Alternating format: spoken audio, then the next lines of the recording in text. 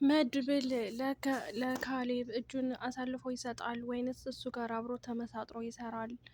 መድብል እንደዚህ ያደረገው ለወንድሙ ሰርግ እንዳይጨናነቅ በማሰብ ነው ወይንስ ካሌብ ጋር መስራቱን ሊቀጥል ነው? ካሌብን እውነት ለመናገር ሊቀርበውም አይችልም፣ መድብል ማለት ነው። መድብል ካሌብን አብሮት እንደሚሰራ ካረጋገጠ በኋላ መድብል እዛ ውስጥ ገብቶ ስራውን ለሱ የሰራ አስመስሎ አሳልፎ ለፖሊሶች እንደሚሰጠው እርግጠኛ ነኝ። ምክንያቱም መድብል በጣም ጀግና፣ ብዙ ነገሮችን እስካሁን ለወንድሙ እንደዚሁም ደግሞ ለምሳሌ ለወንድሙ ልጅ ብዙ አይነትን ችግርን አሳልፏል ለብቻው እየተጋፈጠ። ስለዚህ አሁንም ቢሆን መድብል ዘሩባቤል ነው የተባለው ሁለተኛ ስሙ ማለት ነው። ዘሩባቤል እንግዲህ እንደምታውቁት በጣም ጀግና፣ ወንድሙ እንዳይጨናነቅበት የብሩክ ሰርግ ስለደረሰ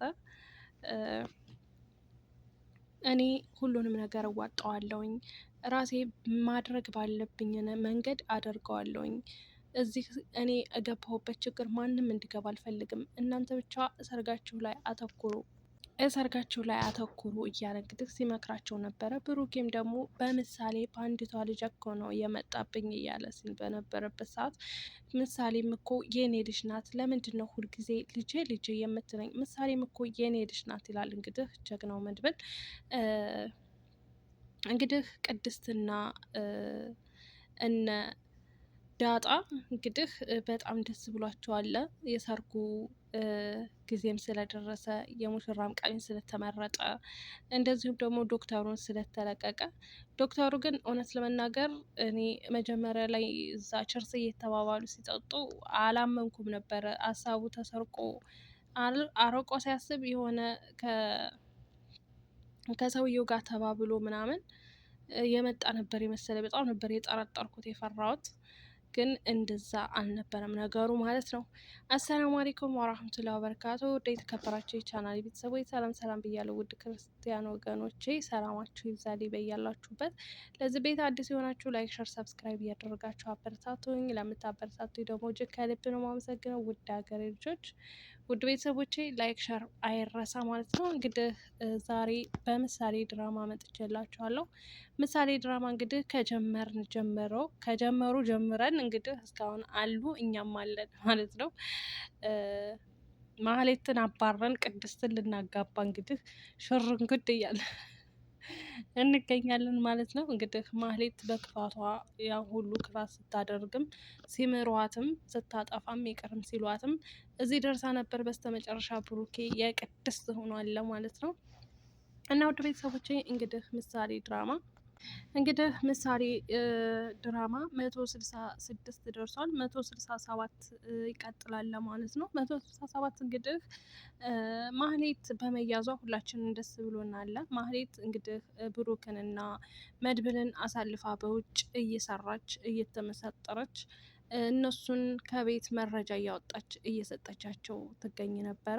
እንደ አጋጣሚ ሆኖ ደግሞ ማን ነበረ ይሄ ስሙ ሸባው ሰውዬ ሽማግሌው እሱ ሰውዬ እንግዲህ ማህሌትን መቼም ቢሆን እኔን አይተወኝም፣ እኔን ይመርጠኛል እና ዶክተሩን መቼም ቢሆን አይለቀውም በማለት መድብል ጋር ተያይዛ ነበረ። እና መድብል ደውሎ እንግዲህ እኔ ጋር ትልቅ ነገር አለ፣ እኔ ጋር አንተ የምትፈልገው ነገር አለ፣ ስለዚህ መደራደር እንችላለን ሲለው እንግዲህ ምንድን ነው እሱ ሲለው እንግዲህ ቀኝ እጅህ የሆነችው ማህሌት ከኔ ጋር ናት ሲለው ይቺ እንከፍ ከረፈፍ ይቺ እንከፍ ከረፈፍ ከኔ ጋር ከአንተ ጋር ምን ትሰራለች? እኔ ለምን አገላትም? እኔ ምን አገባኝ ይለዋል። እንዴ ከዛ ማህሌት ብድግ ትልና እንግዲህ ስሙን እየጠራች እኔ እኮ ነኝ፣ እኔ እኮ ነኝ። አንቺስ ብትሆኝ ታዲያ እኔ ምን ላድርግሽ? ምን አገባኝ? ለምን እዛው አይደፋሽም? አይመለከተኝም ሲላት እንግዲህ ማህሌት አንገቷን ደፋች። በጣም አዘነች ማለት ነው። ከዛም እንግዲህ መድብል ከሱ ጋር ከሰውየው ጋር እንደሚሰራ እና በእጁ የያዘውን አልመንድ ነው የሚባለው እሱን እንደሚሰጠውና ከእሱ ጋር አብሮ እንደሚሰራ ተስማምቶ ዶክተሩን ለቀቁት። ዶክተሩን ሲለቁት ደግሞ በይብለጥ ደብድበውታል። እንግዲህ ተበሳቅሎ ነበር የመጣው። መድብል ጀግናው እንግዲህ አሳልፎ ዶክተሩን ስላልሰጠው ደስ ብሎናል። ዶክተሩም ስላመለጠ፣ እንደዚሁም ደግሞ መድብል ከዛ ሰውዬ ጋር አብሮ ከሰራ ሰውዬውን ከፖሊስ ጣቢያ ያስይዘዋል እንጂ አብሮት የሚሰራ አይመስለኝም ማለት ነው።